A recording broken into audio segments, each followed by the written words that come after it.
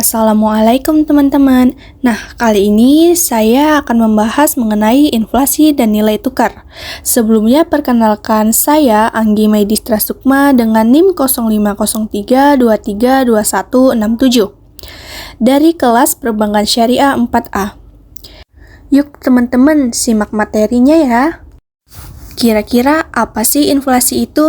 Nah, inflasi merupakan kondisi kenaikan harga barang dan jasa secara umum dan terus-menerus.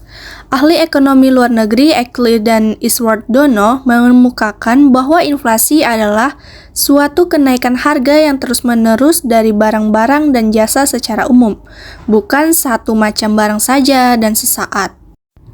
Nah, ada juga nih teori inflasi teman-teman. Yang pertama itu teori kuantititas yang mengatakan bahwa perubahan-perubahan dalam penawaran uang akan menyebabkan kenaikan harga yang sama tingkatnya dengan tingkat penawaran uang.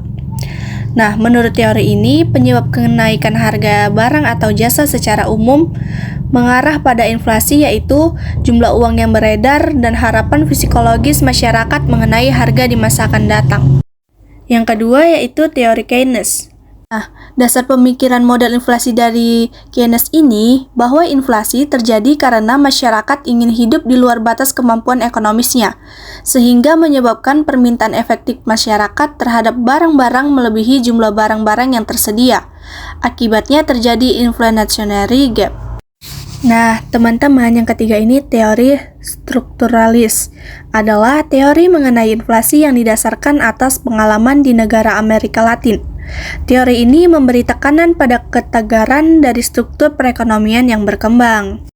Nah, selanjutnya ada faktor-faktor yang menyebabkan inflasi. Yang pertama itu karena jumlah peminatan produk dan jasa meningkat.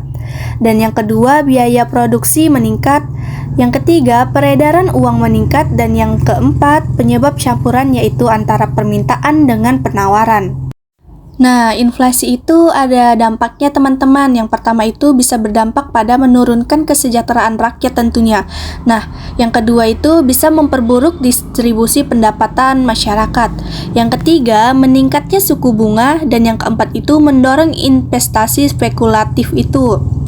Nah, yang kelima, menurunnya minat menabung. Dan yang terakhir, dampak inflasi terhadap harga bahan pokok. Nah, selanjutnya itu pengendalian inflasi. Indonesia, angka inflasi single digit yang artinya kurang dari 10% masih dianggap wajar.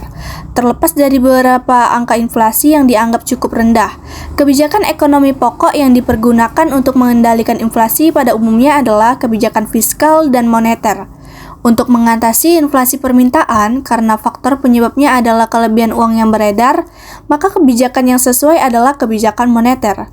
Sementara itu, untuk mengatasi inflasi yang disebabkan oleh faktor penawaran, maka kebijakan yang sesuai adalah kebijakan fiskal.